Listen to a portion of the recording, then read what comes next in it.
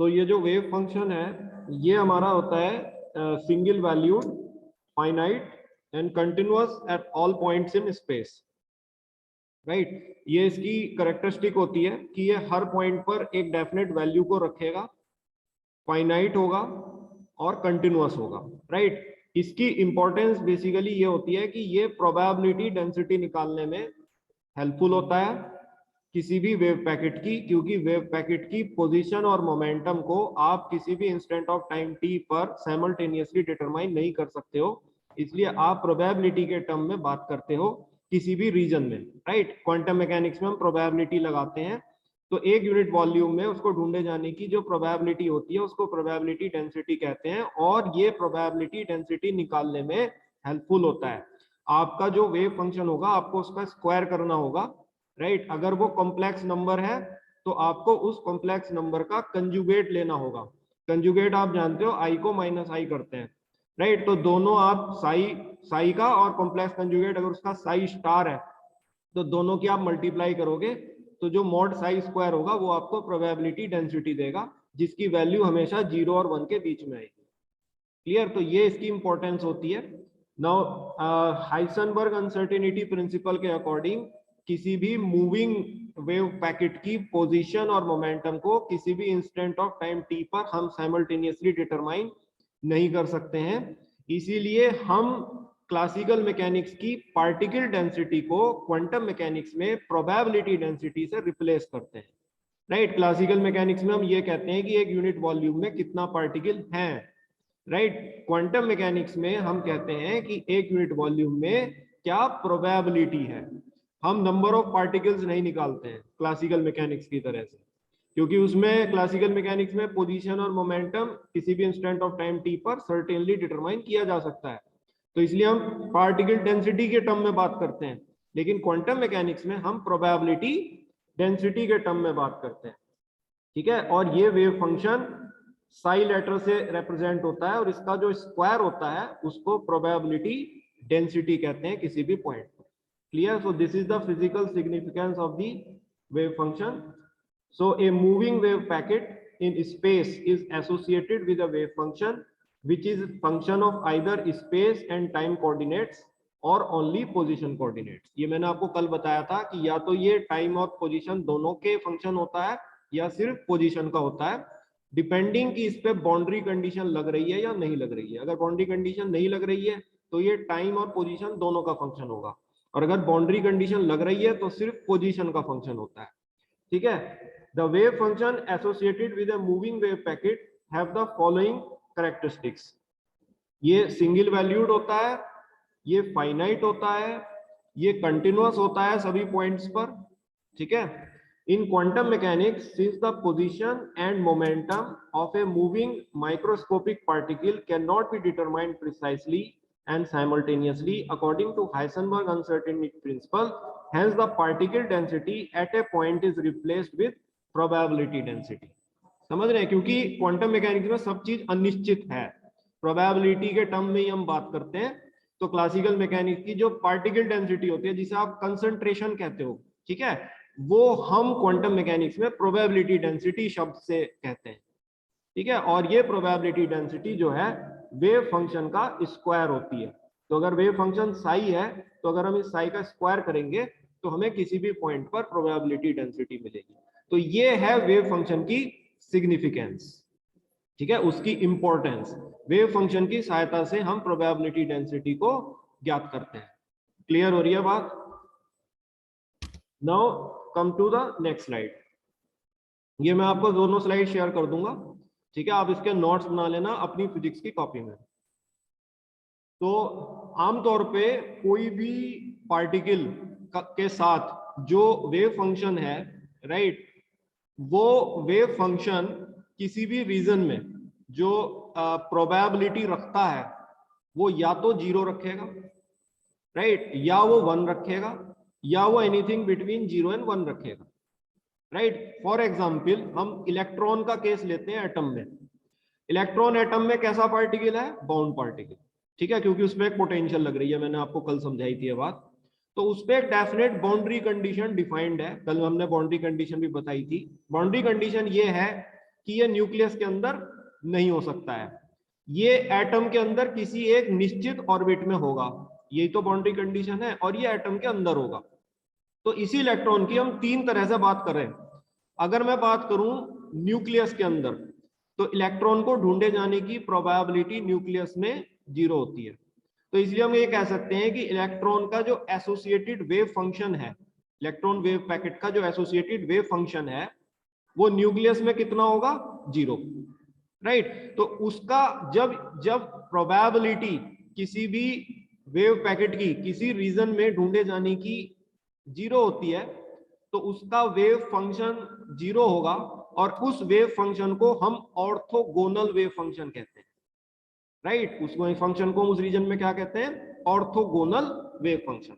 अब अगर मैं इसी इलेक्ट्रॉन की प्रोबेबिलिटी एटम में कहूं बात, ठीक है, तो भाई इलेक्ट्रॉन तो एटम के अंदर ही है, तो इसकी प्रोबेबिलिटी एटम में कहीं भी होने की 1 होगी, राइट। तो प्रोबेबिलिटी इज 1।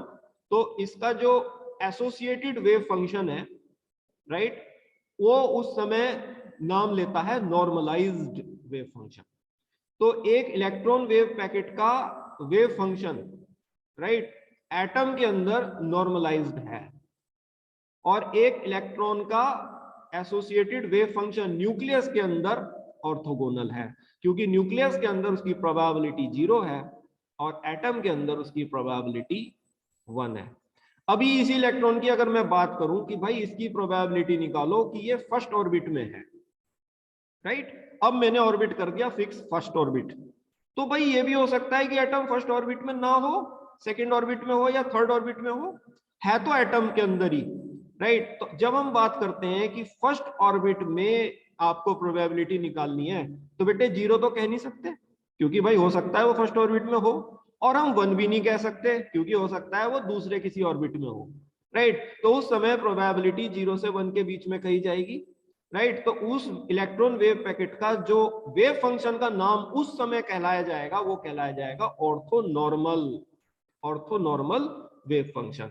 तो वेव फंक्शन जो किसी भी इलेक्ट्रॉन किसी भी वेव पैकेट के साथ एसोसिएटेड होता है, राइट, उसको ऑर्थोगोनल वेव फंक्शन कहते हैं किसी रीजन में, यदि वेव पैकेट उस रीजन में प्रेजेंट नहीं है, यदि उसकी प्रोबेबिलिटी उस रीजन में 0 है। उसी वेव पैकेट के एसोसिएटेड वेव फंक्शन को हम किसी रीजन में नॉर्मलाइज्ड कहते हैं अगर उस वेव पैकेट की प्रोबेबिलिटी उस रीजन में 100% है, राइट, वो 100% उस रीजन में मिलेगा। और किसी भी वेव पैकेट के एसोसिएटेड वेव फंक्शन को हम ऑर्थोनॉर्मल किसी रीजन में कहते हैं अगर उसकी प्रोबेबिलिटी उस रीजन में 0 से 1 के बीच में।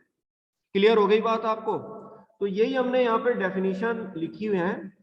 When the probability of finding the wave packet in a region with defined boundary limits is 0, यानी कि वेव पैकेट उस बाउंड्री लिमिट्स में है नहीं, मौजूद नहीं है, ठीक है। then its associated wave function is said to be orthogonal wave function in that region. For example, associated wave function of electron wave packet inside nucleus, क्योंकि इलेक्ट्रॉन वेव पैकेट न्यूक्लियस में नहीं होता है, तो उसको न्यूक्लियस में ढूंढे जाने की प्रोबेबिलिटी 0 होती है, तो उसका जो एसोसिएटेड वेव फंक्शन है वो ऑर्थोगोनल कहलाया जाएगा न्यूक्लियस में। Clear? When the probability of finding the wave packet in a region with defined boundary limits is between 0 and 1, then its associated wave function is said to be orthonormal wave function in that region.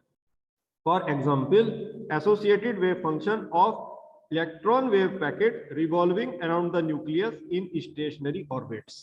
ठीक है, अगर आपने कोई भी एक stationery orbit में कहा कि भाई इलेक्ट्रॉन को इस ऑर्बिट में ढूंढे जाने की प्रोबेबिलिटी क्या है, तो आप 0 तो कह नहीं सकते, क्योंकि हो सकता है वो उस ऑर्बिट में हो, और आप 1 भी नहीं कह सकते, क्योंकि हो सकता है वो उस ऑर्बिट में ना होकर किसी अन्य ऑर्बिट में हो।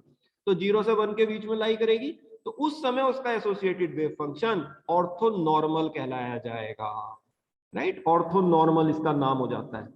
And when the probability of finding the wave packet in a region with defined boundary limits is 1, then its associated wave function is said to be normalized wave function in that region. For example, associated wave function of electron wave packet inside the atom. Atom के अंदर तो electron होता ही है, तो सब जानते हैं। तो अगर उसकी कोई प्रोबेबिलिटी मांगोगे तो कहोगे जी 100% है। तो उसका जो उस समय वेव फंक्शन होता है उसको नॉर्मलाइज्ड कहते हैं। समझ रहे हैं बात को?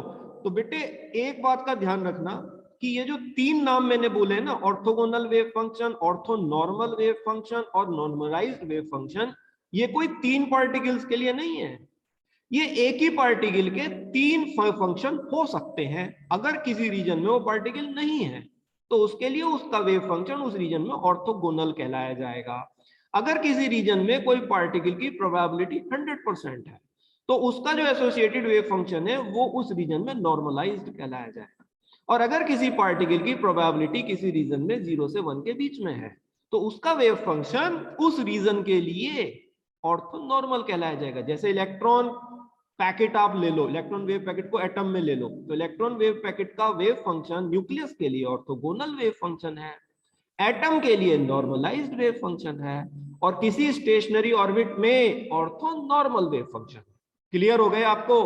तो ये आपको डेफिनेशन लिखनी है अगर physical significance of wave function पूछा जाता है।